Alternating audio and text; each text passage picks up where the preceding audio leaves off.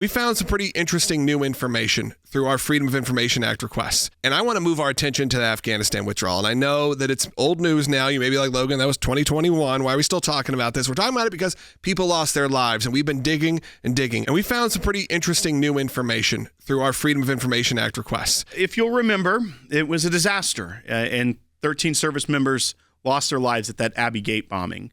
And our FOIA request was trying to get information about how they arrived at this decision to do the withdrawal from Afghanistan in this way.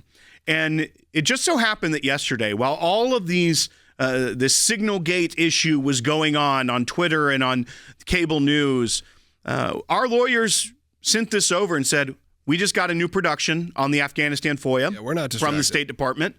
And here's what we found. So a dissent cable is what gets sent from foreign service, people that are overseas working in country, in this case, Afghanistan, and they have tried to go through the regular channels of policymakers, of people in Washington, at the embassies, and say, look, we think that this is a mistake, or we dissent, we have a different opinion about how things should play out than what your policy is right now. If it keeps escalating, kind of the last resort is a dissent cable, which is a classified cable. It goes to the very head. It goes to the Secretary of State and other key players that is then laying out in a very formulaic and express way of what their dissent is. But this dissent cable was sent to Deputy Secretary of State Wendy Sherman, Deputy Secretary of State Brian McKeon, and Undersecretary of State Victoria Nuland. Those are the swampiest of the swamp. Yeah, we know Obama, those names. Biden, bad actors. And they are policymakers. They are the ones that were driving the Biden foreign policy. And they were carryovers from the Obama administration. And they received this cable on July 13th of 2021. And it said, good afternoon. We've received the dissent channel message below expressing concerns regarding U.S. policy towards Afghanistan. Please let me know if you'd like to provide initial guidance to shape our response on this matter. July 13th is about a month before Kabul fell and about 5 weeks before the bombing at Abbey Gate. Yeah, understand that this happened all before. This isn't a during, this isn't, warnings. This happened all before there was clear warning that this was not going to go the way they thought it was going to go. Their content is still classified, and so it is redacted. But I want you to hear this last paragraph that's not classified. Right.